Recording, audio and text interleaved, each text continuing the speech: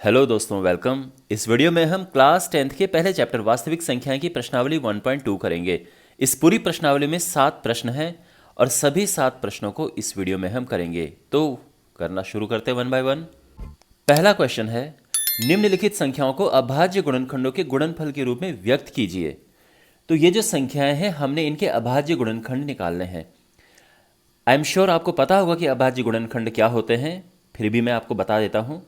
देखो, किसी भी संख्या को, मान लो कि कोई संख्या 10 है, जब हम इसको अभाज्य संख्याओं के गुणनफल के रूप में लिखते हैं तो इसको हम अभाज्य गुणनखंड कहते हैं। मीन्स ये अभाज्य संख्याएं हैं और इनके गुणनफल के रूप में हमने इसको लिखा है, तो हमने इसका अभाज्य गुणनखंड किया है। अभाज्य संख्या क्या होती है? ऐसी संख्या जिसमें केवल 1 का और स्वयं इनका भाग जाता है, उन्हें अभाज्य संख्याएं कहते हैं। जैसे 2, सबसे छोटी अभाज्य संख्या 2 है, फिर 3, 5, 7, 11, 13, 17, ये सभी अभाज्य संख्याएं हैं। इसमें या तो केवल एक का भाग जाएगा या खुद का जाएगा। जैसे मान कोई भी इसमें से पिक कर लो, मान लो कि हमने 11 पिक की है, इसमें या तो 1 का जाएगा या 11 खुद का जाएगा, इसके अलावा किसी और का नहीं जाएगा। तो ये हैं अभाज्य संख्याएं। इन संख्याओं के गुणनफल के रूप में जब हम किसी संख्या को लिखते हैं तो उसको हम अभाज्य गुणनखंड कहते हैं। ठीक है, क्लियर? चलिए वन बाय वन इनको करना शुरू करते हैं। तो सबसे पहले हमारे पास है 140।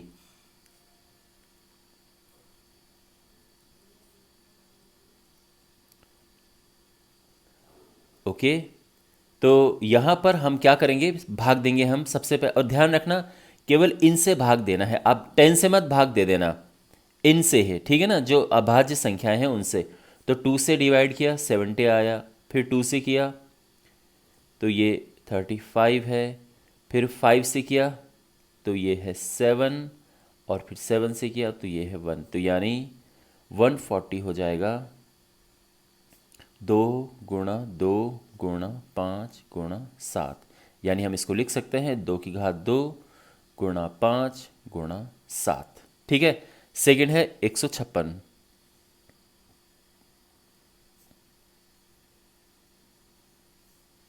तो इसको भी वैसे ही करेंगे। तो सबसे पहले हम 2 से भाग देंगे इसको,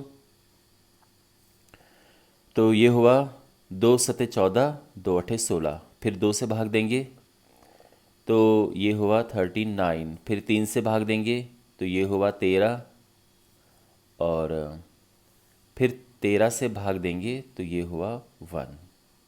ठीक है, तो ये हो जाएगा 156 is equal to 2 into 2 into 3 into 13, यानी 2 की घात 2 गुणा 3 गुणा 13। करेक्ट है। ओके, नेक्स्ट है 3825।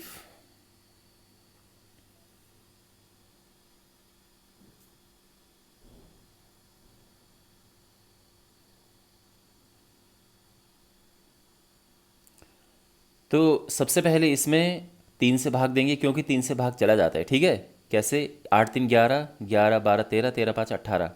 इनको प्लस करो। अगर प्लस करने पे ऐसी संख्या आती है जिसको 3 से भाग दे सकें, तो यानी इसको भी हम 3 से भाग दे सकते हैं।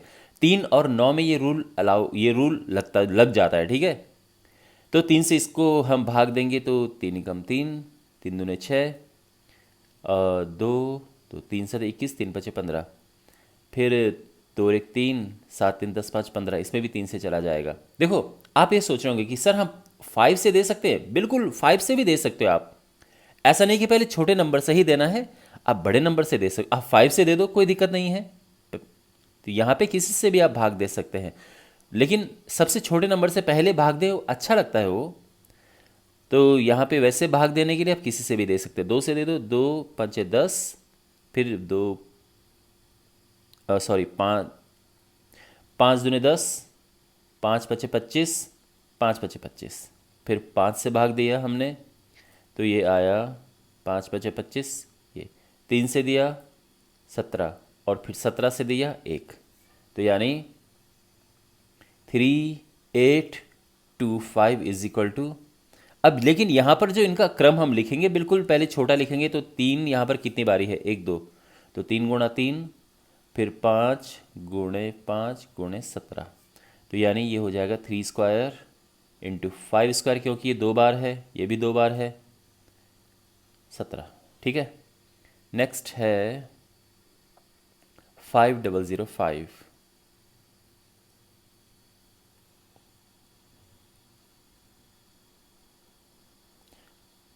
ओके, तो वैसे इसमें 3 से भाग नहीं जाएगा, ठीक है, क्योंकि इनको प्लस करेंगे तो 10 आएगा, 10 में 3 से भाग नहीं जाता है तो इसमें भी नहीं जाएगा, 5 से जाएगा इसमें, तो ये 1001। अब इसमें 5 से भी नहीं जाएगा तो 7 से ट्राई करते हैं, 7 से जाएगा, 7 कम 7, हाँ 7 से जा रहा है, बिल्कुल जा रहा है, 7 कम 7, 3 0, 7 चौक 28, फिर 2 1, 7 दिया 21, और इसके बाद इसमें 11 से भाग जाएगा, क्योंकि 7 से अब नहीं जाएगा, 11 से जाएगा, और फिर 13 से, तो ये हो जाएगा = 5 × 7 × 11 × 13। ठीक है, और फाइनली हमारे पास है 7429।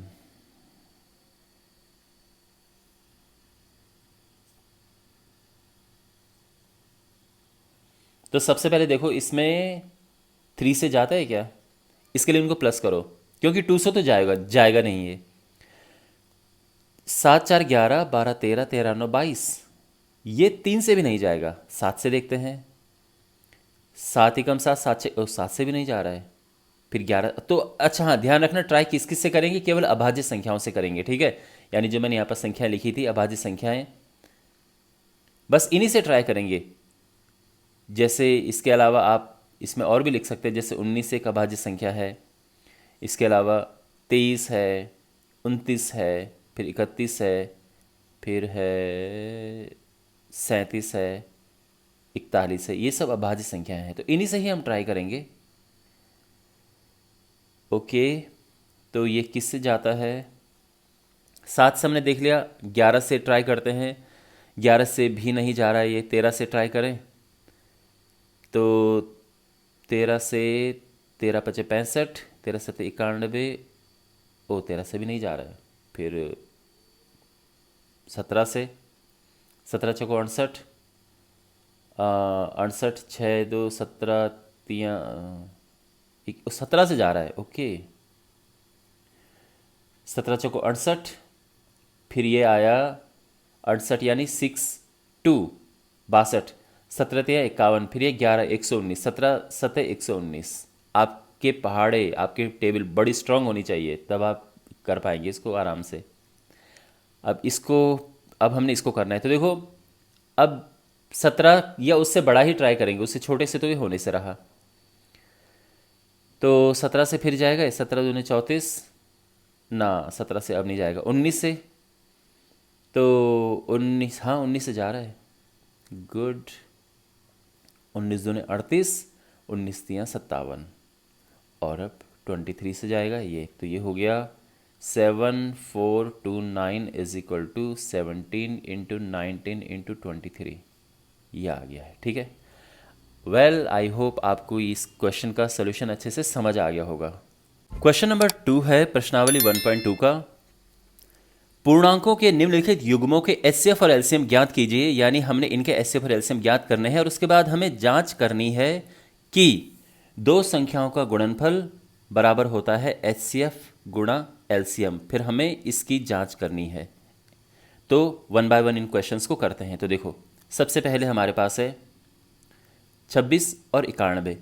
तो जो 26 है, अब ध्यान रखना एचसीएफ और एलसीएम करने के बहुत सारे तरीके होते हैं, लेकिन हमें अभाज्य गुणनखंड विधि ही अप्लाई करनी है, क्योंकि आपके सिलेबस में वही है, ध्यान रखना इस बात का। तो 26 होता है 2 × 13 और 91 होता है 7 × 13। तो एचसीएफ क्या होगा? एचसीएफ के लिए हम दोनों में देखते हैं, दोनों में होना चाहिए और छोटी घात होनी चाहिए, छोटी पावर होनी चाहिए। तो दोनों में 13 है और छोटी घात तो 13 ही है, मतलब दोनों में एक एक ही पावर है, तो ये 13 आ जाएगा। एलसीएम जब हम लेते हैं तो एलसीएम में सब कुछ आता है, एक एक करके लेते हैं, सभी को लेते हैं। तो 2 लेंगे हम, फिर 7 लेंगे और 13 लेंगे बड़ी वाली घात, तो दोनों में तो सेम पावर है, तो ये आ जाएगा 13 और ये मल्टीप्लाई करके आएगा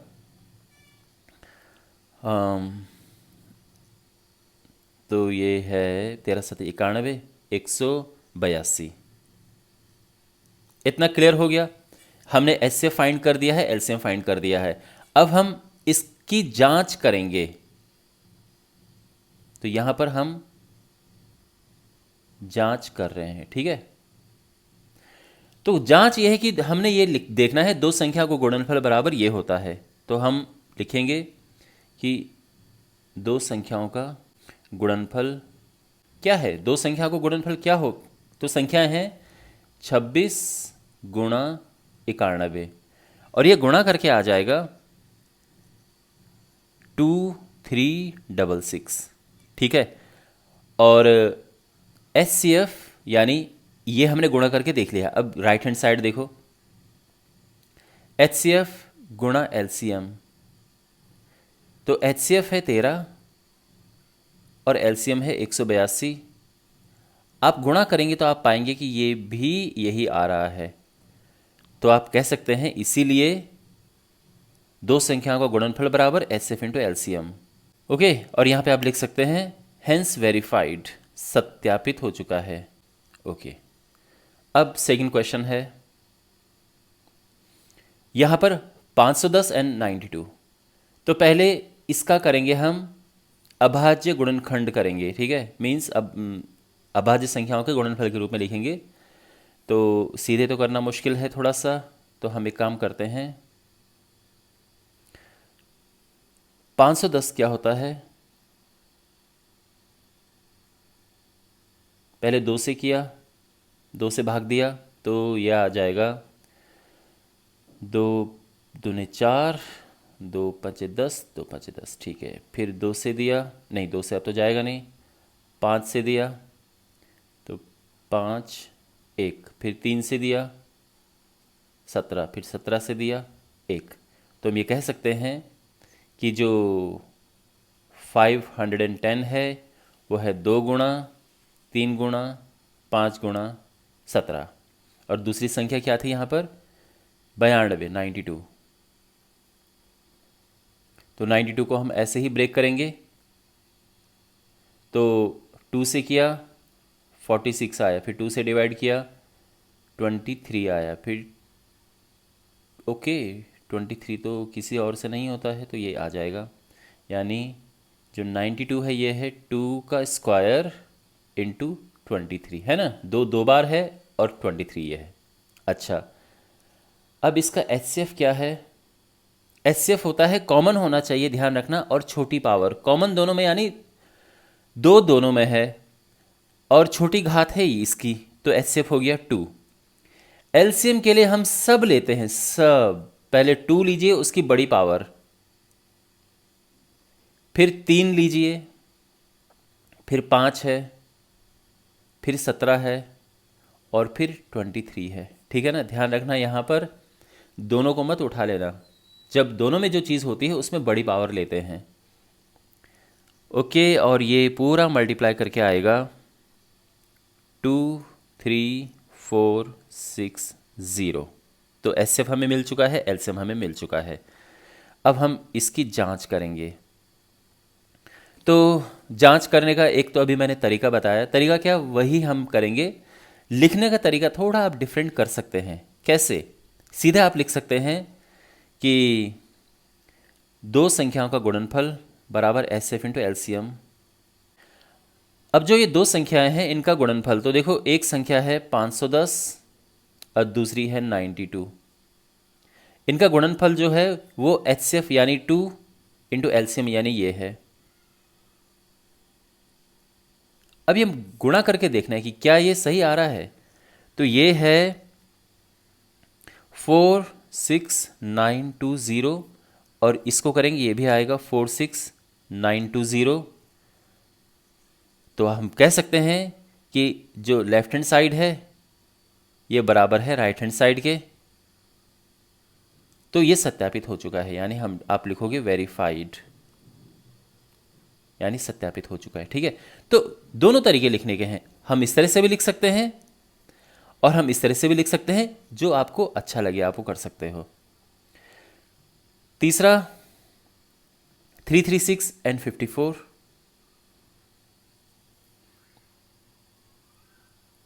तो पहले 336 इसके अभाज्य गुणनखंड निकालते हैं। तो ये जाएगा 2 से, 2 एकम 2, 2 छके 12, 2 अठे 16, फिर 2 से, 2 अठे 16, 2 चौको 8, फिर 2 से 42, फिर 2 से 21, फिर 3 से 7 और फिर 7 से 1। ठीक है, और दूसरा है 54। तो ये 2 से गया, 2 से करेंगे तो 27, 3 से किया 9, 3 से 3, 3 से किया 1।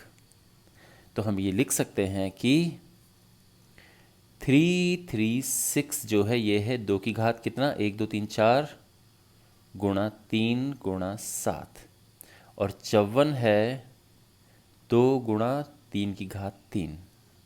तो जो इसका HCF है, तो HCF के लिए देखते हैं, दोनों में होना चाहिए और छोटी पावर होनी चाहिए।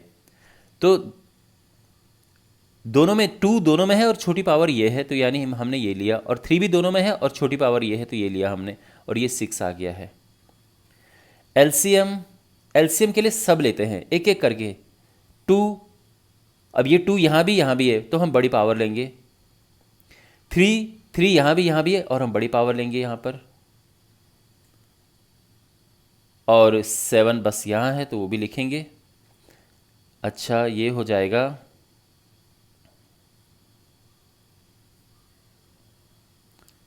4 चौको 16, 3 तिया 9 गुणा 7, और एक गुणा करके आएगा 3024। ठीक है, कर लेना आप आराम से गुणा, इसका यही आएगा ये। और अब इसकी जांच करते हैं। तो दोनों संख्याओं का गुणनफल तो क्या है, संख्या एक तो है 336 और दूसरी है 54। ये गुणा करके आएगा 18144, और HCF into LCM, HCF into LCM ये 6 इंटू 3024, तो ये भी आएगा 144 ये हुआ, और 6 थे 18 ये हुआ, ये भी। हाँ, तो यहाँ पर आप देख सकते हैं दोनों बराबर आ रहे हैं, तो हम लिखेंगे कि इसीलिए दो संख्याओं का गुणनफल बराबर HCF इंटू एलसीएम। ओके, और ये इसकी जांच हो चुकी है, ये वेरीफाई हो चुका है, वेरीफाइड। ओके, वेल, तो आई होप आपको ये सोल्यूशन अच्छे से समझ आया होगा। क्वेश्चन नंबर 3 है प्रश्नावली 1.2 से, और यहाँ पर हमें अभाज्य गुणनखंड विधि द्वारा इनके एलसीएम और एचसीएफ ज्ञात करने हैं। तो इनको करना शुरू करते हैं 1 बाय 1। तो सबसे पहले पहला क्वेश्चन देखो, सबसे पहले हमारे पास है 12। तो पहले 12 के अभाज्य गुणनखंड करते हैं। तो ये होता है, पहले 2 से जाएगा, 2 छके 12, फिर 2 से, 2 तियाँ 6, फिर 2 3 से करेंगे, 3 कम 3। तो हम लिख सकते हैं कि 12 इज इक्वल टू 2 की घात 2 गुणा 3। क्लियर है? अच्छा, सेकंड है, सेकंड नहीं, 15। ओके, और अब हमारे क्वेश्चन नंबर 3 है प्रश्नावली 1.2 से। यहाँ पर हमें अभाज्य गुणनखंड विधि द्वारा इनके एचसीएफ और एलसीएम ज्ञात करने हैं। 3 पार्ट से 1 बाय 1 हम इनको करना शुरू करते हैं। तो देखिए, सबसे पहले ये है हमारे पास। तो देखो, हमने अभाज्य गुणनखंड विधि द्वारा करना है, तो पहले तो इनके अभाज्य गुणनखंड हम ज्ञात करेंगे। तो सबसे पहले हमारे पास है 12। तो आप जानते हैं कि 12 होता है 2 गुणा 3, जिसको कि हम लिख सकते हैं 2 की घात 2 गुणा 3। अगर ये नहीं समझ आ रहा है कि ऐसा कैसे हुआ है, तो मैं आपको बताता हूँ। 12 को आप यहाँ पर लिखो इस तरह से और भाग दो इसको। पहले 2 से जाएगा, 2 छके 12, फिर 2 से जाएगा 3 और फिर 3 से जाएगा 1। तो यानी ये हो गया 2 की घात, देखो 2 2 बार है, फिर 3 है, ठीक है ना। इसके बाद है 15। तो 15 आप जानते हैं 3 गुणा 5 होता है, ठीक है। ये सब करने की इसमें आवश्यकता है नहीं, ये सीधा ही है। और जो 21 है ये होता है 3 गुणा 7। तो हमने इनके अभाज्य गुणनखंड कर दिए हैं। अब इनका एचसीएफ और एलसीएम निकालेंगे। एचसीएफ क्या होता है, देखो एचसीएफ के लिए आप हमेशा ध्यान रखना, तो एक तो कॉमन होना चाहिए यानी तीनों में होना चाहिए, और सबसे छोटी पावर होनी चाहिए। तो तीनों में देखो 3 तीनों में है, 2 जो है वो तीनों में नहीं है, बाकी कोई भी तीनों में नहीं है। 3 है यहाँ भी, यहाँ भी, यहाँ भी। तो उसकी सबसे छोटी पावर क्या है, तो देखो तीनों जगह एक ही पावर है उसकी, ठीक है ना। यहाँ भी 1 पावर 1 पावर 1 पावर, तो यही आएगा। तो ये एचसीएफ आ गया है। एलसीएम क्या है, देखो एलसीएम में सब कुछ आता है और तो और सबसे बड़ी पावर आती है। तो यहाँ पे खैर 2 तो खैर यही है, तो वो तो वही आ जाएगा 2 की पावर 2। 3 तीनों जगह है, तो तीनों जगह का है तो इसका मतलब ये नहीं कि आप ये भी लिखो, ये भी लिखो, ये भी लिखो, नहीं, सबसे बड़ी पावर लिखते हैं। अब यहाँ पर एक जैसी पावर है तो वही लिख दिया हमने। फिर ये 5 है और फिर 7 भी है, तो सब लेते हैं, इसमें ध्यान रखना। ओके, और अब इसको मल्टीप्लाई करेंगे। 2 दूनी 4, 4 तीन 12, 12 पचे 60, 60 6 सतह 42, तो 420 आ जाएगा। अब सेकंड पार्ट हमारे पास है, तो यहीं पे करते हैं इसको।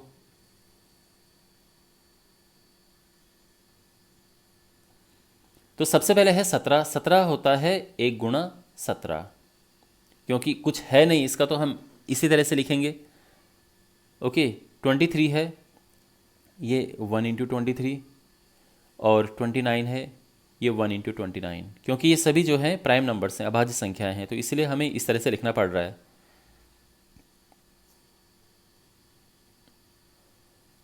अब हम इसका एचसीएफ निकालेंगे। तो एचसीएफ में क्या देखते हैं, तीनों में होना चाहिए, ठीक है, कॉमन होना चाहिए वो तीनों में, और सबसे छोटी पावर। तो तीनों में क्या 1 है, तो 1 ही लिख दिया हमने, एचसीएफ 1 आ गया। एलसीएम के लिए सब लेते हैं, सब कुछ। तो एलसीएम में 1 तो खैर लिखने की ज़रूरत अब है नहीं, ज़रूरत नहीं है, आप लिखना चाहो लिख सकते हो। बाकी 17 आएगा, 23 है एंड 29 है। तो एलसीएम में सब कुछ आता है। और इसका हम गुणा करेंगे तो ये आ जाएगा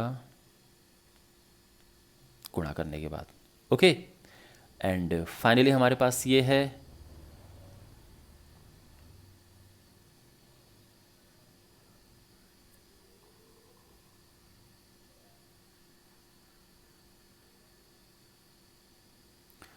तो थर्ड पार्ट है, तो इसमें सबसे पहले तो 8 है। 8 क्या होता है, 8 आप जानते हैं कि ये 2 इंटू 2 इंटू 2 होता है ना 8।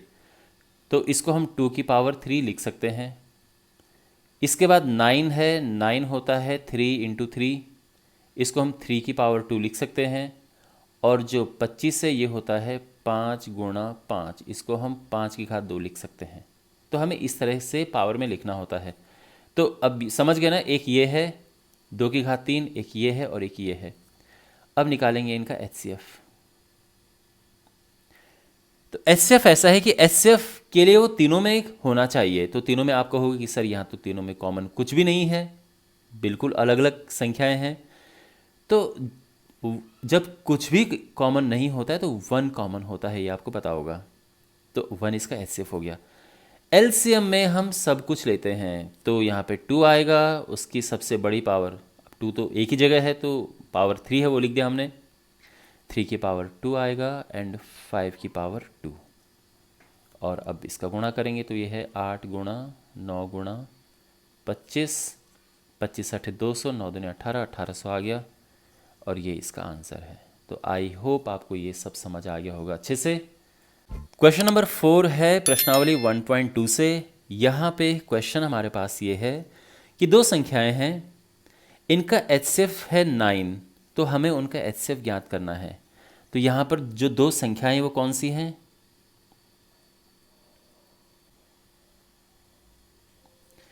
इनका एचसीएफ क्या है 9, और एलसीएम यह हमें ज्ञात करना है।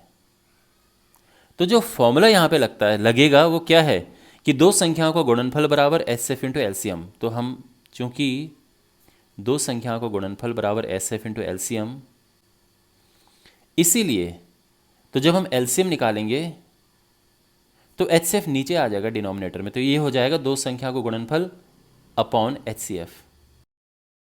ठीक है, और अब यहाँ पे हम दो संख्याओं का गुणनफल लिखते हैं, तो ये है 306 गुणा 657 अपॉन, और ये है 9। यहाँ पे आप काट सकते हैं, तो ये 3 से कटेगा, 3 तिया 9, 102, ये 3 से कटेगा, 3 दूने 6, 3 कम 3, 3 नम 27, और अब हम इसका गुणा करेंगे 102 गुणा 209, और ये मल्टीप्लाई करके आएगा 2 2 3 3 8। ठीक है, ये हमारा आंसर है। तो इस तरह से हमने किया। आई होप आपको समझ आया होगा कि कैसे इस तरह के क्वेश्चंस को हम करते हैं। ध्यान रखना, आपको नॉर्मल तरीके से यहाँ पे एलसीएम नहीं निकालना है, इस फॉर्मूले की हेल्प से निकालना है। ठीक है, तो ये फॉर्मूला आप ध्यान में रखना। ओके, आई होप आपको ये सोल्यूशन अच्छे से समझ आया होगा। जांच कीजिए कि क्या प्राकृत संख्या n के लिए संख्या 6 की पावर n अंक 0 पर समाप्त हो सकती है। पहले तो मैं आपको ये बताऊंगा कि इस क्वेश्चन में पूछा क्या है। देखो 6 जो है, अगर हम इसकी पावर 1 रखते हैं तो आप जानते हैं कि 6 आएगा। अगर हम इसकी पावर 2 रखते हैं तो आप जानते हैं कि 6 6 36 हो जाएगा। अगर इसकी पावर 3 रखते हैं तो ये 216 हो जाएगा। इसकी पावर 4 रखते हैं तो 1296 हो जाएगा। आप नोटिस करेंगे कि इसके लास्ट में 6 आ रहा है बार बार। यहां पर यह पूछा जा रहा है कि क्या ये कभी 0 आएगा लास्ट में।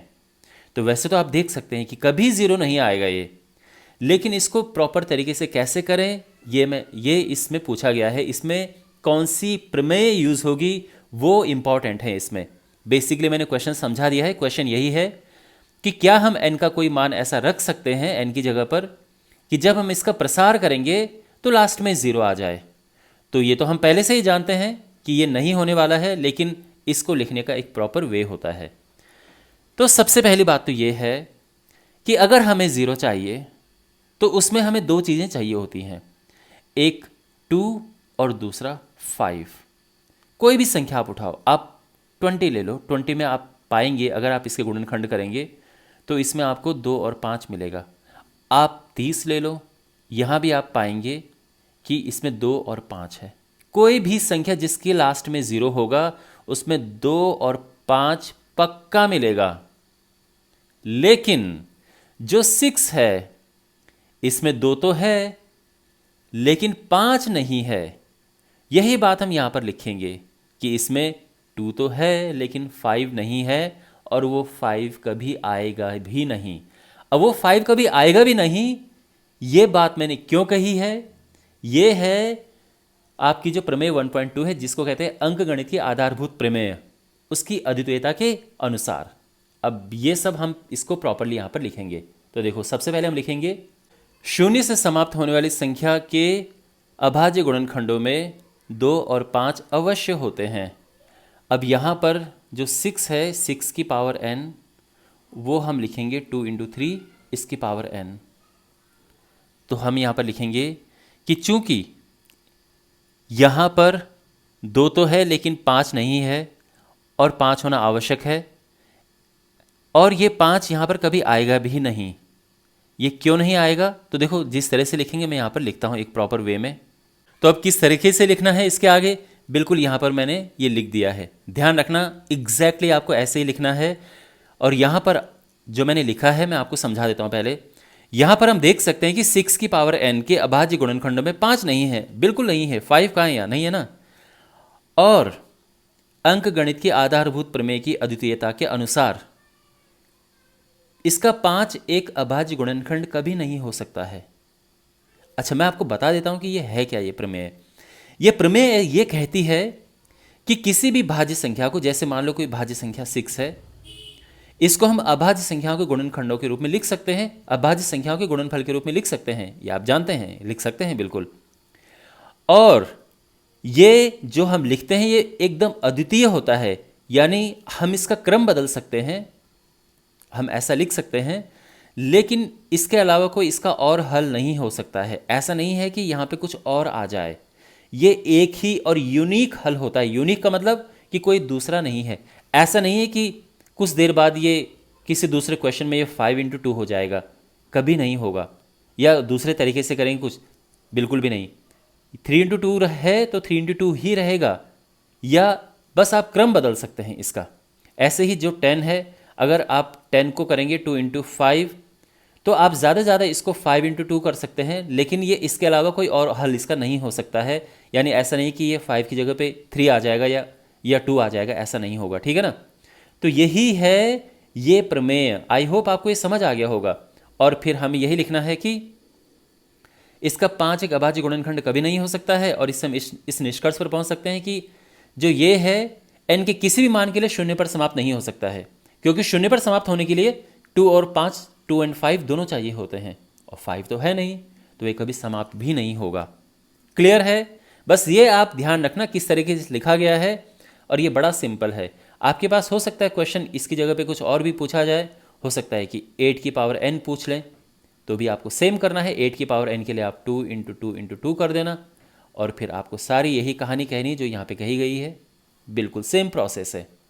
ओके, क्वेश्चन नंबर 6 है प्रश्नावली 1.2 वास्तविक संख्याएं चैप्टर से, और यहाँ पर क्वेश्चन है कि ये संख्या है 1 और ये भाज्य संख्याएं हैं। ऐसा क्यों है? क्यों है कि ये भाज्य संख्याएं हैं? देखिए, पहली बात तो यह है कि मैं बता देता हूँ आपको कि जो भाज्य संख्याएं होती हैं वो क्या होती हैं। तो यहाँ पर हम ये लिखेंगे कि भाज्य संख्याओं को अभाज्य संख्याओं के गुणनफल के रूप में लिखा जा सकता है। ओके, अच्छा, अब ये कैसे है? पहले तो मैं ये जो संख्या है उसको लिखता हूँ, 7 × 11 × 13 + 13। यहाँ पर हम 13 कॉमन लेंगे, अंदर बचा 7 × 11 + 1, और यहाँ पर 13 गुणा, और ये है इनको ये हो जाएगा 77 + 1,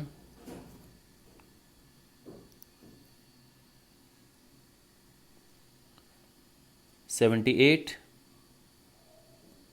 और जो 78 है इसको हम आगे फैक्टराइज कर सकते हैं। ये 13 × 6 = 78, 2 × 3 ये है। तो बेसिकली इसको हमने ऐसा लिख दिया है ना। अच्छा, तो हम ये लिखेंगे, अब यहाँ पर जो मैं लाइन लिख रहा हूँ वो बहुत इंपॉर्टेंट है। तो हम ये लिखेंगे कि हम जानते हैं कि किसी भी भाज्य संख्या को अभाज्य संख्याओं के गुणनफल के रूप में व्यक्त किया जा सकता है। तो यहाँ पर इस तरह से लिखेंगे, अंकगणित के आधारभूत प्रमेय के अनुसार किसी भी भाज्य संख्या को अभाज्य संख्याओं के गुणनफल के रूप में व्यक्त किया जा सकता है। ओके, तो क्योंकि हमने इसको यानी ये भी जो व्यंजक यहाँ पर दिया है, इसको हमने इस रूप में व्यक्त किया है, ये अभाज्य संख्याएं हैं, इनके गुणनफल के रूप में व्यक्त किया है, इसका मतलब ये एक भाज्य संख्या है। तो यही बात हम यहाँ पर लिखेंगे कि चूंकि दिए हुए व्यंजक को यानी इसको अभाज्य संख्याओं के गुणनफल के रूप में व्यक्त किया जा सकता है, यानी ये जो हमने किया है, इसलिए यह एक भाज्य संख्या है। ठीक है ना। तो ध्यान रखना, किसी भी भाज्य संख्या को हम अभाज्य संख्या के गुणनफल के रूप में व्यक्त कर सकते हैं, और चूंकि हमने ऐसा किया है तो इसीलिए यह एक भाज्य संख्या है। क्लियर हो गया ना। और ऐसे हम यहाँ पे करेंगे, तो इस केस में भी यही करेंगे हम। ये है 7 × 6 × 5 × 4 × 3 × 2 × 1 + 5। यहाँ हमने 5 कॉमन लिया, और अंदर बचा 7 × 6 × 4 × 3 × 2 × 1 + 1। और ध्यान रखना, आप चाहो तो यहाँ पर छोड़ सकते हो, ये लिखने की आवश्यकता नहीं है। ओके, लेकिन आपने उसके बाद ये दोनों लाइनें ज़रूर लिखनी है, इसलिए मैं इनको साथ साथ में कर रहा हूँ। ओके, कि अंकगणित के आधारभूत प्रमेय के अनुसार किसी भाज्य संख्या को अभाज्य संख्या को गुणनफल के रूप में व्यक्त किया जा सकता है। अब चूंकि ये जो यहाँ पर व्यंजक है ये अभाज्य संख्याओं के गुणनफल के रूप में व्यक्त हम इसको कर सकते हैं, तो ये एक भाज्य संख्या है। ये सिंपल सा स्टेटमेंट है। बाकी अगर आप इसको आगे एक्सपेंड करना चाहो कर सकते हो। इसको मल्टीप्लाई करके आएगा, ये आएगा 3 6 24 24 144 144 गुणा 7 1008 प्लस 1 ये हुआ 1009। ओके, और बस ये तो एक मुझे लगता नहीं कि इसको हम आगे विभाजित कर सकते हैं। तो ये एक अभाज्य संख्या है, ये भी एक अभाज्य संख्या है, और अभाज्य संख्याओं के गुणनफल के रूप में हमने इसको व्यक्त किया है। ओके, तो हम ये कह सकते हैं कि यह एक भाज्य संख्या है। ध्यान रखना, सेम स्टेटमेंट आपको इसके लिए भी लिखना है और इसके लिए भी लिखना है। आई होप आपको ये समझ आ गया होगा। यहाँ पे हमारे पास ये क्वेश्चन है, किसी खेल के मैदान के चारों ओर एक वृत्ताकार पथ है। इस मैदान का एक चक्कर लगाने में सोनिया को 18 मिनट लगते हैं, जबकि इसी मैदान का एक चक्कर लगाने में रवि को 12 मिनट लगते हैं। ठीक है ना, एक मैदान है, वृत्ताकार है, यहाँ से उन्होंने चलना शुरू किया। अब सोनिया को पूरा चक्कर लगाने में लगते हैं 18 मिनट और रवि को पूरा चक्कर लगाने में लगते हैं 12 मिनट। तो उन्होंने रनिंग करना शुरू किया। तो मान लीजिए दोनों एक ही स्थान से और एक ही समय पर चलना प्रारंभ करते, एक ही दिशा में चलते हैं। कितने समय बाद वे पुनः प्रारंभिक स्थान पर मिलेंगे, तो दोबारा यहां पर कब मिलेंगे? तो इसके लिए सीधा सा आंसर है कि हम इनका एलसीएम निकालें, यानी जो वांछित समय है, वांछित का मतलब होता है रिक्वायर्ड, यानी जो हमें चाहिए। तो वांछित समय जो इस केस में है वो है एलसीएम होना चाहिए किसका? 18 और 12 का। इनका एलसीएम हम निकालेंगे, वो हमारा आंसर होगा। तो जो 18 है इसको हम कैसे लिख सकते हैं? ये आप जानते हैं कि 18 होता है 2 गुणा 3 गुणा 3, है ना, 2 3 6 3 18, यानी 2 गुणा 3 की घात 2। जो 12 है वो होता है 2 गुणा 2 गुणा 3, 2 दूनी 4 3 12। तो इसका जो एलसीएम है ये होगा, देखो एलसीएम में सभी को लेते हैं और बड़ी पावर लेते हैं। कहने का मतलब ये, जैसे 2 जो है उसकी बड़ी पावर लेंगे और 3 जो है उसकी भी बड़ी पावर लेंगे, तो ये आ जाएगा 4 9 और ये 36। अगर आपके मन में प्रश्न होगा कि सर हमको क्या इसी विधि से करना है, एलसीएम तो हम दूसरे तरीके से भी निकाल सकते हैं। नहीं, आपके सिलेबस में केवल यही विधि है, अभाज्य गुणनखंडन विधि, और इसी से ही आपको एलसीएम या एचसीएफ जो भी निकालना होता है इसी विधि से आपको निकालना होता है। तो ये हमारा आंसर आ चुका है। तो इसीलिए कि वे 36 मिनट के बाद पुनः प्रारंभिक स्थान पर मिलेंगे। अब आप सोचेंगे कि ये कैसे आया है, तो देखो आप सोचो 18 मिनट में अगर एक चक्कर पूरा होता है तो 36 मिनट में कितने चक्कर पूरे होंगे सोनिया के? तो 36 मिनट में सोनिया 2 चक्कर पूरे करेगी। 18 मिनट में एक चक्कर और दूसरे 18 मिनट में, तो 36 मिनट में 2 चक्कर। रवि जो है वो 36 मिनट में 3 चक्कर पूरे करेगा, क्योंकि एक चक्कर पूरा करने के लिए उसको 12 मिनट लग रहे हैं। तो यानी सोनिया 2 चक्कर पूरे करके यहाँ पे आएगी और रवि 3 चक्कर पूरे करके यहाँ पर आएगा, और फिर यहीं पे वो मिल गए हैं प्रारंभिक स्थान पर। लेकिन ध्यान रखना उन्होंने चक्कर अलग अलग लगाए हैं, ठीक है। तो इस तरह से ये क्वेश्चन सॉल्व होगा, और ये मैंने आपको एक्सप्लेन कर दिया है कि कैसे हमारा 36 आंसर है। आई होप आपको ये समझ आ गया होगा। इसी के साथ ये प्रश्नावली समाप्त होती है। मैं उम्मीद करता हूँ कि आपको सब अच्छे से समझ आया होगा। कोई डाउट हो कमेंट बॉक्स में पूछना, और जो बाकी एक्सरसाइज हैं उनके सॉल्यूशंस के लिए डिस्क्रिप्शन बॉक्स में प्लेलिस्ट चेक करें। Thanks for watching.